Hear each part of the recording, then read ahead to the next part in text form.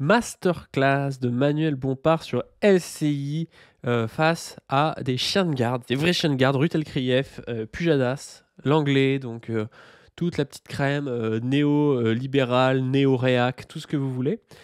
C'était un véritable interrogatoire.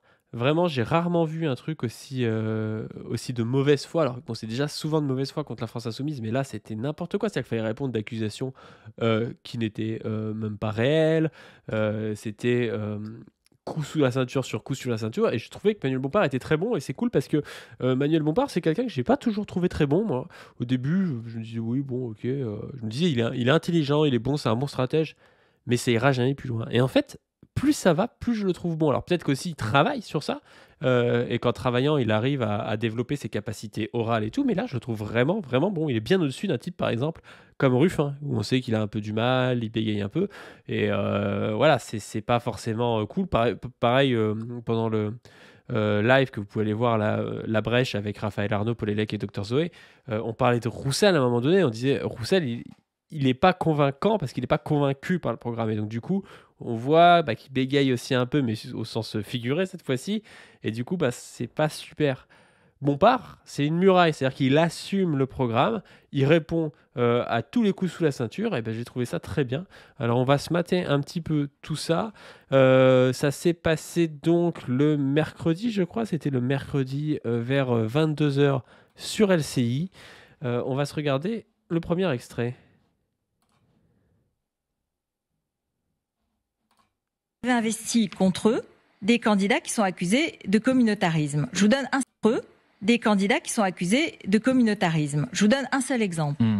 Amal Bentoussi, qui a dit « On ne peut pas reprocher à un croyant d'être homophobe si sa religion le lui commande ». C'est une fake news, madame. Ah, elle a démenti, mais sa déclaration a existé. C'est une fake news, madame.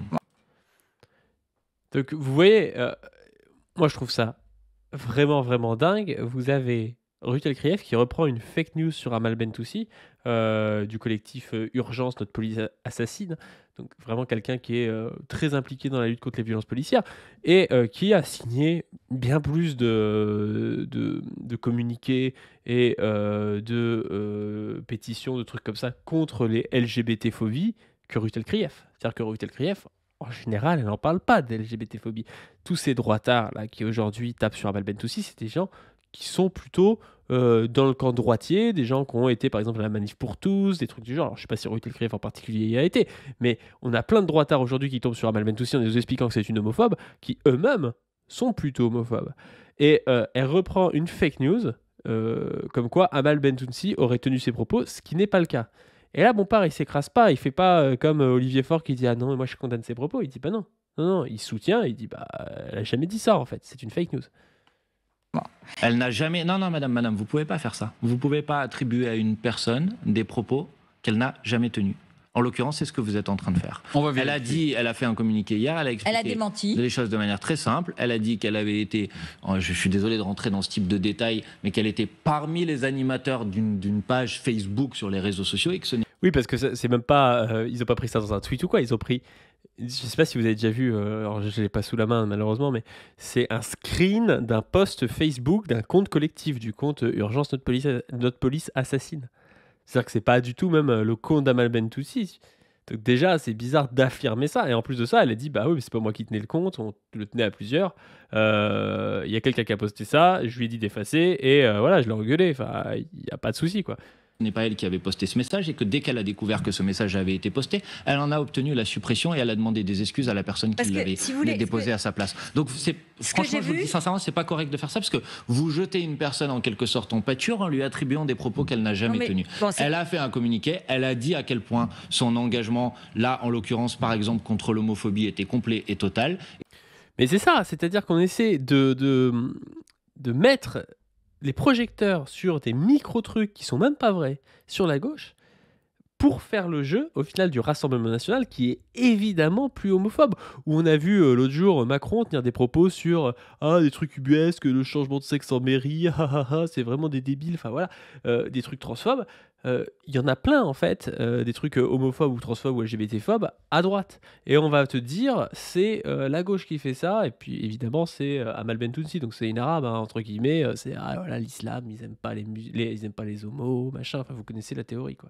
Et donc, elle est en accord avec le programme politique. On va vérifier, on est en train de vérifier. Vous pouvez le vérifier, vous allez voir un communiqué qui a été publié hier. Bon, c'est aussi parce qu'il y a un fondateur et porte-parole de Rouge. On est en train de vérifier, mais vous avez vu Pujadas qui dit ça, quoi. Mais moi, ça me rend ouf. C'est-à-dire que les mecs qui sont sur LCI, sur une grande chaîne à une heure de grande écoute, ils racontent une fake news et ils trouvent ça normal. Ouais, on vérifiera après, quoi. De l'autre côté, on a des gens du RN qui tiennent des propos sur le gaz qu'aurait sauvé des juifs pendant la Shoah. Il y en a qui tiennent des librairies négationnistes. Enfin voilà, il y a des vrais racistes, des vrais homophobes de l'autre côté. Mais non, on va te dire, ah bah peut-être qu'il y a Amal Bentounsi qui aurait tenu des propos. Et quand tu dis c'est faux, on dit ah bon, on va vérifier, quoi. Il vérifie après coup. Direct, qui est un mouvement LGBT, qui a dit qu'il était assez mal à l'aise, qu'il avait l'impression qu'au sein de LFI, on n'était pas très clair sur l'homophobie à cause d'une forme de communautarisme. Voilà, ça rejoint. Forcément, quand vous attribuez à des gens des propos qu'ils n'ont jamais tenus, ça ne m'étonne pas ensuite qu'il y a des gens qui trouvent qu'effectivement ça pose des problèmes. On efface, c'est comme ça. Oui, mais là, c'est pas très correct pour les gens. Vous voyez, là, elle est en sueur quand elle est fille, on efface. Elle interroge des gens en disant est-ce que vous êtes d'accord avec ces propos? Et les gens répondent non, c'est homophobe. Elle dit du coup, regardez, les gens trouvent que la FI est homophobe. Mais elle fait ça pourquoi? Elle fait ça parce qu'elle tient à son salaire. On va regarder son salaire, je le connais pas en réalité. On tape salaire, Ruth Elkrieff. Je suis sûr que ça va nous expliquer des choses. On l'a pas. Là, ils disent entre 15 et 16 000 et 60 000 par mois. En 2018, ils gagnent peut-être plus aujourd'hui. Voilà.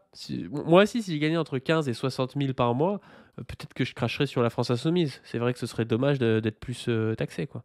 On efface comme ça, on ne répond pas. Alors, Madame, attendez, ne dites pas ça, s'il vous plaît. Ne me dites pas on efface comme ça, on ne répond pas. Je ne vais pas répondre à quelque chose qui est faux. Vous en êtes d'accord? Sur l'immigration. Donc là, pardonnez-moi, c'est pas moi qui ne veux pas répondre à votre question, c'est vous qui dites quelque chose de faux et que vous attribuez à une personne des propos qu'elle n'a jamais tenus. Donc excusez-moi que je trouve ça pas super correct dans la cohérence de notre débat. Par contre, il est bon, mais on voit qu'il a travaillé. Il est bon pour essayer de mettre les formes et tout, parce qu'aujourd'hui, LFI n'a pas le droit à l'erreur. Et c'est bien qu'il ait été envoyé, encore une fois, contre Bardella et pas faire Attal. Ça. Vous avez entendu le gong. Merci. Vous avez entendu le gong. Merci Ruth. On a la précision. Donc effectivement, cette députée, cette candidate indique que ses propos ont été tenus dans un collectif où elle se trouvait, si j'ai bien compris, mais elle dément les avoir tenus elle-même. Et c'est maintenant que tu t'en rends compte, quoi. Tu pouvais pas faire cette recherche avant de balancer ça à une heure de grande écoute, quoi.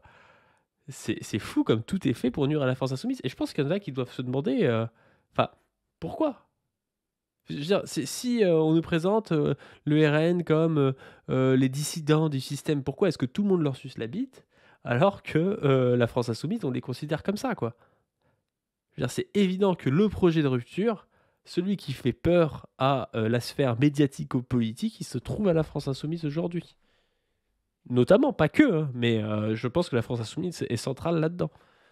D'une certaine manière... on prend acte. C'est sa parole. Tant mieux. C'est sa parole. Tant mieux. C'est sa parole. Tant mieux. Mais tant mieux, je suis d'accord. Tant mieux qu'elle reconnaisse. Parce que si mais elle était dans un endroit où on a prononcé ces mots-là. Et elle dit précisément dans ce communiqué qu'elle a demandé immédiatement à la personne qui les avait prononcées des excuses et de les retirer. Et vous avez raison. Attendez, Ruth Elkrieff. Mais elle était dans un endroit où ça a été. C'est-à-dire que maintenant, si tu es dans un endroit où il y a quelqu'un qui tient des propos homophobes, que tu dis que tu es contre, Ruth Elkrieff, elle trouve déjà que c'est pas bien. Alors moi, j'aimerais bien savoir, parce que je pense que Ruth Elkrieff, dans les dîners mondains bourgeois dans lesquels elle est, qui sont quand même très blancs et très patriarcaux, je pense qu'il y a des propos misogynes qui sont tenus. Je sais pas si c'est devant elle. Je pense qu'il y a des propos racistes qui sont tenus. Voilà. Est-ce que ça veut dire qu'elle doit les assumer? Je veux dire, ça n'a pas de sens. Tu peux pas faire un procès d'intention comme ça aux gens. Ne nous battons pas. Vous avez raison, tant mieux. Parce que si ces propos avaient été tenus par une candidate, ça m'aurait posé un gros problème. La question, c'est les compromissions avec le communautarisme, sur la place des femmes, sur l'homophobie, sur ces choses-là. Vous croyez, madame, c'est une question qui se pose à l'intérieur de votre famille. Vous croyez, madame, que c'est le communautarisme qui est aujourd'hui seul responsable de l'homophobie qui existe dans notre société? Vous savez, vous avez, pardonnez-moi de vous le dire, mais malheureusement, l'homophobie est un fléau contre lequel on lutte depuis des années et des années dans ce... Non mais c'est quand même incroyable de penser que c'est la France insoumise qui a un problème avec l'homophobie, putain. Non mais c'est n'importe quoi. C'est vraiment, il y a vraiment des gens qui vont croire ça, quoi. Et c'est ce truc d'islamo-gauchiste. Ah ouais, en fait, vu qu'il y a des musulmans qui votent pour la France insoumise, bah, ça veut dire que les musulmans, en fait, ils sont homophobes. Et ça veut dire qu'en fait, eh ben, c'est dangereux pour les homosexuels. En gros, c'est ça le truc. Alors que justement, on pourrait dire, bah, en fait, les musulmans, ils sont pas si homophobes que ça, étant donné qu'ils votent pour un parti qui est extrêmement progressiste sur les questions LGBT. Mais jamais c'est posé comme ça. Je sais pas pourquoi, c'est étonnant. Ce pays et contre lesquels on va continuer à lutter et essayer d'en rendre responsable, comme vous êtes en train de le faire en quelque sorte les musulmans, parce que c'est ce que vous êtes en train d'essayer de faire croire. Je trouve ça particulièrement abject. Non, pas de sous-entendu, pas de sous-entendu. Pas de sous-entendu, alors que elle dit oui, le communautarisme, machin, c'est évident qu'elle vise les musulmans, et après, pas de sous-entendu. Les questions sont posées. Je réponds de manière très claire. Oui, vous répondez, mais s'il y a une chose à dire, elle est dite. Vous voyez, elles ont été dites avec rien. C'était un échange franchement à Routel-Krief. Merci, Emmanuel Bompard. Je ne suis pas d'accord pour essayer de faire croire que ce serait le communautarisme qui serait responsable aujourd'hui des problèmes d'homophobie dans notre pays. Il faut lutter contre l'homophobie. Mais évidemment. Et puis en plus de ça, qui a un pouvoir politique en France pour tenir des politiques homophobes? C'est particulièrement la droite réactionnaire. Et je suis désolé, mais Routel-Krief, elle fait pas le boulot sur ce sujet-là. Elle participe à essayer de marginaliser la gauche, faire croire que les homophobes, les antisémites, tous les méchants, ils sont à gauche et que la droite, ça va. Alors que c'est justement la droite, et notamment le RN, qui peut tenir des politiques LGBT-phobes. Rien responsable, il n'est pas responsable de tout, mais il est en rien responsable. De manière générale, les religions ont sans doute une part de responsabilité dans l'homophobie, j'en suis d'accord avec vous. Alors je précise que je ne l'ai pas dit. C'est comme elle est revenue, non, mais c'est comme la députée, elle a dit qu'elle n'a pas dit. Alors vous ne me faites pas dire ce que j'ai pas dit. Eh ben, si vous l'avez pas dit, c'est super. Voilà. Et au moins, on va tous continuer à lutter contre l'homophobie, parce qu'effectivement, c'est une bataille et un sujet sur lequel il faut continuer à être mobilisé. Merci. Putain, il a mis Routel-Krief en PLS et se barre du plateau. C'est assez énorme. Il y a d'autres extraits, je crois. Ouais, regardez le mea culpa qu'il lui demandait. On demande en fait à Bompard de s'agenouiller, quoi. Est-ce que vous pourriez esquisser un mea culpa sur le sentiment d'ambiguïté que vous avez donné depuis des mois et des mois sur cette question de l'antisémitisme, ou est-ce que vous pensez que le monde entier vous en veut et vous a fait ce reproche? Vous ne reconnaîtriez à aucun moment qu'il y a pu avoir des phrases ambiguës, des sous-entendus qui viseraient à l'ambiguer? Vous avez tout. Vous avez vu ce chien de garde, mais le mec te dit, en gros, t'as tous les médias qui commencent à essayer de monter en épingle des trucs pour te baiser et expliquer que t'es antisémite alors que tu l'es pas. Et après, il te dit, ouais, mais c'est bizarre parce que comme tout le monde le dit, peut-être que vous l'êtes. Et puis après, ils vont vous dire, ouais, mais regardez, le PS le dit aussi. Même à gauche, ils le disent, bah oui, c'est à te baiser la France insoumise pour avoir plus de place de députés. C'est assez facile à comprendre, en fait. Il n'y a pas besoin d'être un grand politicien pour comprendre ce qui est en train de se passer. Et le mec pense que c'est une preuve que la France insoumise est antisémite, quoi. Tout fait, tout juste sur ce sujet. Vous n'avez jamais vous faites comme si les critiques étaient illégitimes. C'est la 50e fois, vous le savez bien, que ces questions vous sont adressées et que ces questionnements sont faits. Il n'y a jamais eu de phrase ambiguë dans votre camp. Laissez-moi financer votre programme. Vous prévoyez toute une série d'impôts supplémentaires dès cet été. C'est d'ailleurs une loi qui s'appelle la loi du 4 août. Non mais c'est une dinguerie d'avoir un interrogatoire comme ça, hein. Et puis l'anglais, c'est un genre de mec en fait qui a le même avis que le pouvoir en place sur l'économie depuis 50 ans. Donc ce qu'il pense en fait, tout a été appliqué.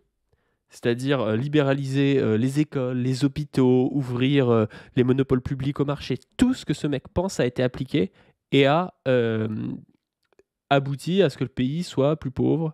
Enfin, à ce que les classes travailleuses de ce pays soient plus pauvres plutôt, à du chômage, à la guerre de tous contre tous. Mais le mec continue de croire que c'est parce qu'en fait, on n'a pas assez fait ce qu'il avait demandé. C'est-à-dire qu'il pense qu'il faut plus libéraliser encore pour que ça se passe bien. C'est l'enfer. Référence au 4 août 1789, j'imagine, l'abolition des privilèges. Vous voulez pas aller jusqu'à la terreur de 1793 ? Front populaire, voilà. C'est la France entière qui va payer plus d'impôts. Les plus riches, ceux qui peuvent bouger, ils s'en vont. Je voudrais m'excuser par avance parce que je pense que vous n'avez pas du tout apprécié mes questions. Manifeste.